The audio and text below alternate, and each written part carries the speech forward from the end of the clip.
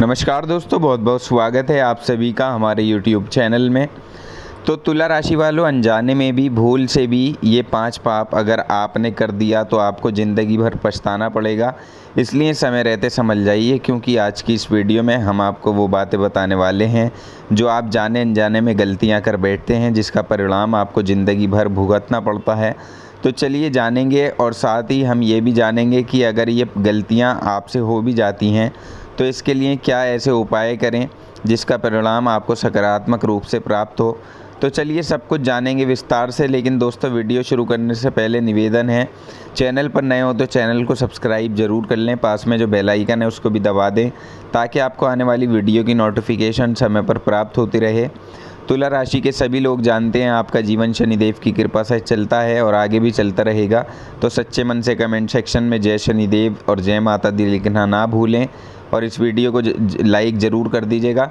दोस्तों, यहाँ पर हम बात कर रहे हैं तुला राशि की, और अब हम जानेंगे कि आखिर वो कौन सी बड़ी गलतियाँ हैं, वो कौन से 5 पाप हैं जिन्हें भूल कर भी आपको नहीं करना है। तो देखिए, आपको बता दें कि कई बार ऐसा होता है जब हमको नहीं पता होता, लेकिन हम जाने अनजाने में बहुत सारे पाप कर बैठते हैं।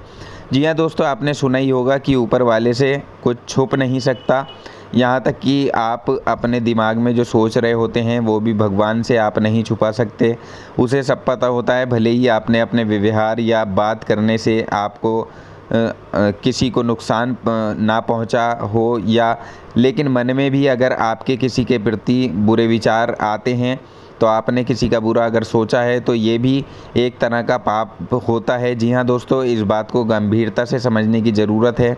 और देखिए, जानकारी आप लोगों के लिए बहुत महत्वपूर्ण होने वाली है, बहुत ज़रूरी बातें हम आपसे आज शेयर करने वाले हैं, तो वीडियो को अंत तक ज़रूर देखिएगा। जो पहला पाप है वो ये है कि शादी तोड़ने की कोशिश करना। यानी बहुत सारे लोग ऐसे होते हैं जो 2 जनों की शादी तोड़ने का पूरा प्रयास करते हैं।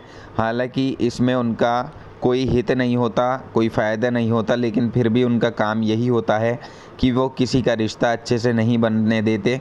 और ऐसे आप में से बहुत सारे लोग भी होंगे। देखिए, बुरा मत मानिएगा, हमारा जो काम है वो आपको सलाह देना है, समझाना है, तो इसलिए आप बुरा ना माने। हम सभी लोगों की यहाँ पर बात नहीं कर रहे, लेकिन इन 5 पापों में से एक भी पाप आपके अंदर है तो आप उसे जल्द से जल्द दूर करने की कोशिश करें। तो दोस्तों, आपको बता दें कि भगवान को ऐसे लोग बिल्कुल भी पसंद नहीं हैं जो अपने रिश्ते में ईमानदारी नहीं रखते, ख़ास तौर से किसी दूसरे की शादीशुदा ज़िंदगी को तोड़ने की कोशिश करते हैं या होने वाली शादी को तोड़ने की कोशिश करते हैं। तो उनसे भगवान कभी खुश नहीं होता, हमेशा भगवान नाराज़ ही होते हैं, और ऐसे पाप को वो माफ़ भी नहीं करते। इसके अलावा देखिए, दूसरा पाप ये है दूसरे की पत्नी या पति पर बुरी नज़र रखना, उसे पाने की इच्छा रखना। ये भी एक बहुत ही बड़ा पाप माना जाता है। इसलिए तो दोस्तों, अगर आप जाने अनजाने में ये गलती कर रहे हैं तो आज हम आपको सचेत कर रहे हैं कि समय रहते समझ जाइए, कहीं बहुत देर ना हो जाए। लेकिन अगर आप ये पाप लगातार कर रहे हैं तो इसके लिए हम आपको उपाय भी इस वीडियो के अंत में बताएंगे। लेकिन अगर अभी तक आपने ऐसी कोई भी गलती नहीं की है तो हमारा आपसे यही अनुरोध होगा कि आगे भी आप ऐसा ना करें। इसके अलावा देखिए, अब जानते हैं दूसरी बात कि पैसे की धोखेबाजी या दूसरे के धन को अपना बनाने की चाहत रखना, पैसों की हेरा फेरी करना या धन संपत्ति लूटना भी पाप की ही श्रेणी में आता है। आपको बता दें कि भगवान की नज़र में वो सभी अपराध हैं, चाहे जिसका भी आप धन हथिया रहे हों बिना किसी मेहनत के, तो ये भगवान को बात बिल्कुल पसंद नहीं होती। क्योंकि दोस्तों, जिस धन को कमाने में, एकत्रित करने में उस व्यक्ति ने कितनी मेहनत की है, क्या आपको इसका अंदाज़ा भी है? हालांकि चोरी कर लेता है, चोर जो है वो चोरी कर लेता है, लेकिन एक व्यक्ति ने उस चीज़ को हासिल करने में कितनी मेहनत लगाई है, इस बात का अंदाज़ा चोर को नहीं होता। इसलिए एक बार सोचकर ज़रूर देखिए कि जब उसका दिल दुखेगा तो कितना बड़ा पाप लगेगा, कितने पाप का भागी बनेगा। अनजाने में उसने चीज़ तो चुरा ली, परंतु जिस व्यक्ति की वो चीज़ थी, जो उसकी भावनाएं उससे जुड़ी हुई थीं, उसे ज़िंदगी भर रुलाती रहेंगी। तो इस बात से ये दावा होता है कि पैसों की धोखेबाजी करना, दूसरों का धन हड़पना बहुत बड़ा अपराध है। और इसके अलावा तीसरी बात आपको बता दें कि किसी को कष्ट देना, बिना मतलब के परेशान करना या उसे नुकसान पहुंचाना, उसके मार्ग में बाधाएं पैदा करना, या उसके प्रति उसके प्रति बुरी सोच रखना भी भगवान की नज़र में बहुत बड़ा पाप होता है। वास्तव में बहुत सारे लोग ऐसे होते हैं जो किसी को गिराने की कोशिश करते हैं, और बहुत सारे ऑफिस में अगर आपने देखा जाए तो अपने सहकर्मी भी एक दूसरे के काम में टांग ज़रूर अड़ाते हैं। वो नहीं चाहते कि उसका प्रमोशन हो, इसकी तरक्की हो। कुछ ना कुछ चुगली ज़रूर करते रहते हैं, या कुछ ना कुछ ऐसा हेर फेर करते हैं, या कुछ ना कुछ ऐसा षड्यंत्र रचते हैं जिसकी वजह से सामने वाला व्यक्ति जो है वो बुरी तरह से फंस जाता है। ये भी एक बहुत बड़ा पाप होता है। यानी इस तरह की विपरीत सोच रखते हुए लोग आगे बढ़ने का ख्याल रखते हैं, लेकिन अगर इसके बजाय वो एक दूसरे की मदद करेंगे तो बहुत जल्दी ही आगे बढ़ पाएंगे। अब देखिए, चौथी बात आपको बता दें कि गलत रास्ता अपनाकर भी कुछ लोग अपना सही रास्ता भटक जाते हैं, और कुछ लोग तो ऐसे होते हैं कि सही सुझाव मिलने के बावजूद भी बुराई का साथ नहीं छोड़ते। कुछ लोग ऐसे होते हैं जो झटपट पैसा कमाने के बारे में सोचते हैं। सट्टा, जुआ, लॉटरी ये भी बहुत बड़ा पाप माना जाता है, और बुराई को खुद ही पालते हैं। और इसका सीधा उदाहरण है रावण।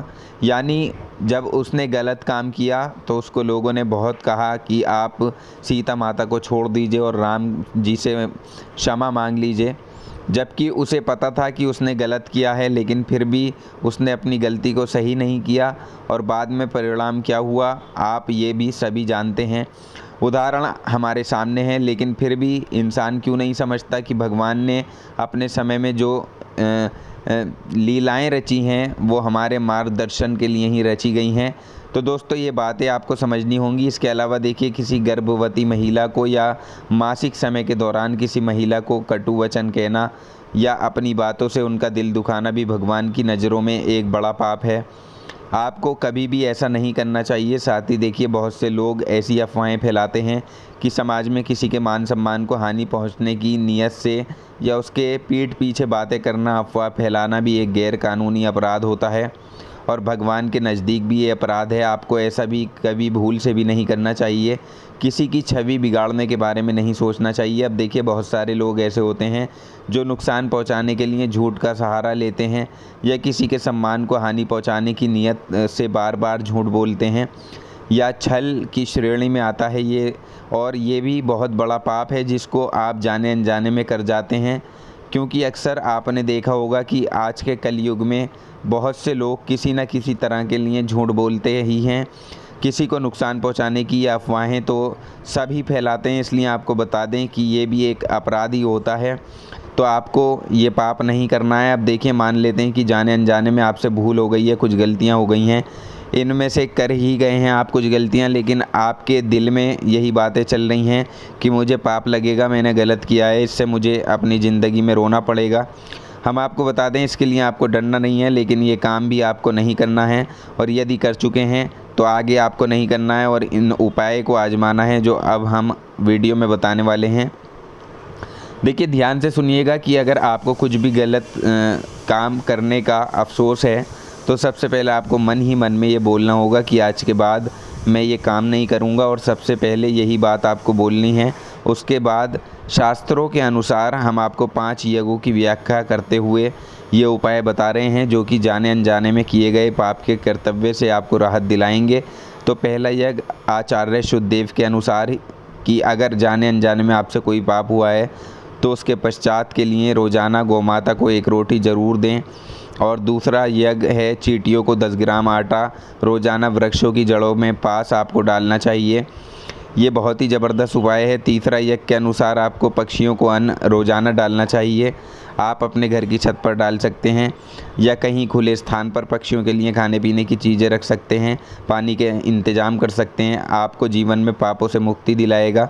चौथा उपाय यह है आटे की गोलियां बनाकर रोज़ आपको मछलियों को डालना है। 5वां यज्ञ है भोजन बनाकर यानी रोटी के टुकड़े, घी और चीनी मिलाकर अग्नि में आपको भोग लगाना चाहिए। ये भी सबसे महत्वपूर्ण उपाय साबित होता है। इससे आपको पुण्य की प्राप्ति होगी। और अगर आप मनुष्य रोज़ाना ये 5 यज्ञ संपन्न करता है तो न केवल उसके पापों से मुक्ति उसे मिलती है बल्कि धार्मिक उपाय करने से उसका जीवन खुशहाल रहता है। और इसके अलावा अगर आपके पास समय नहीं है तो इनमें से कोई भी उपाय आप कर सकते हैं अपने मन में विश्वास रख के।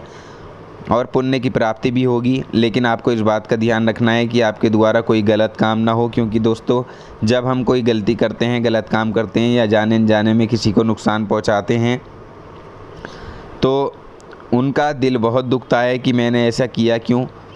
और देखिए तुला राशि के भी बहुत से लोग ज़रूर होंगे जो ये गलतियां कर रहे होंगे। तो दोस्तों जानकारी आपको पसंद आई हो तो वीडियो को लाइक और शेयर ज़रूर कर दें, चैनल को सब्सक्राइब कर लें। धन्यवाद।